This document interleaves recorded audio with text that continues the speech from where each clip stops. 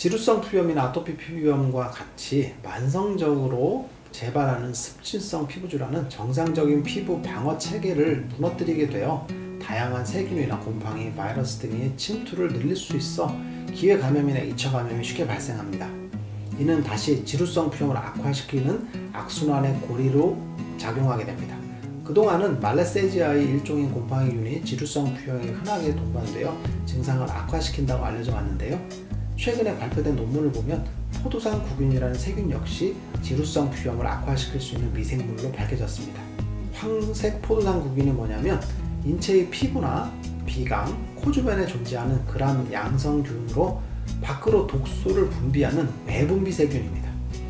대표적으로 피부에 화농성 감염을 주로 일으키게 됩니다. 상처가 나게 되면 약국에서 후시딘과 같은 항생 연고를 사서 바르고 밴드를 붙이게 되는데, 이는 상처 부위에 이 세균이 감염되지 않도록 하는 조치입니다. 최근에 항생제에 반응하지 않는 항생제 내성균이라고 들어보셨는지요? 바로 이 세균입니다. 황색 포도상구균과 관련된 피부질환의 종류는 다음과 같습니다. 농가진, 모낭염, 단독, 봉화진염, 이외에도 우리 몸 깊숙이 장기까지 침투하게 되는 심내막염, 폐렴, 척추 관절염 등이 유발됩니다. 이제 본격적으로 지루성 피부염과 황색 포도상구균과의 관계를 살펴보겠습니다.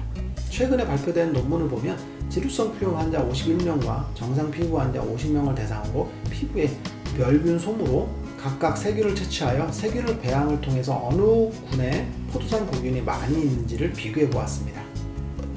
결과는 예상대로 지루성 피부염 군에서 높은 수준의 포도상구균 비율이 나타났으며, 이는 지루성 피부염 치료에 있어서 세균 증식을 억제하는 생활 습관을 갖는다면 치료에 도움이 된다는 결론을 도달하였습니다.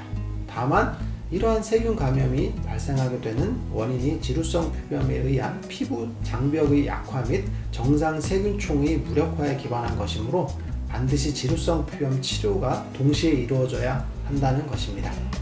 따라서 포도상구균을 줄이는 생활 관리를 통해서 번식하고 있는 세균을 줄여줌으로써 피부염을 완화시키는 데 도움이 될 수 있습니다. 정리하면 감염성 세균인 포도상구균의 번식률이 일반 정상 피부보다 지루성 피부 환자분에서 더 높은 비율이 관찰되었습니다.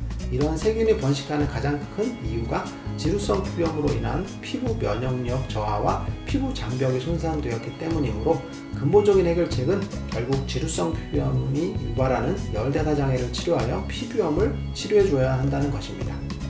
치료와 별개로 포도상구균의 증식을 억제하기 위한 일상생활의 실천이 중요합니다.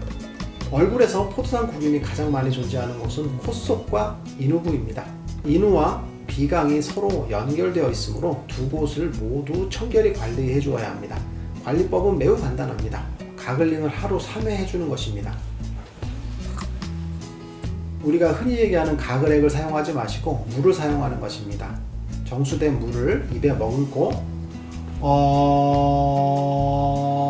20초 정도를 해주십시오. 그리고 뱉어내시고 다시 물을 머금고 20초 정도를 해주시고 또 뱉어내시고, 이렇게 3회를 해주는 것입니다.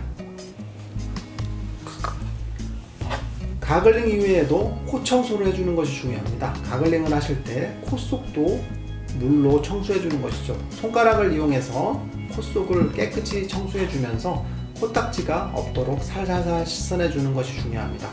코에 상처가 나지 않도록 조심조심 세척하여 코에 세균이 없도록 깨끗이 해주는 것이 중요하다고 볼 수 있습니다.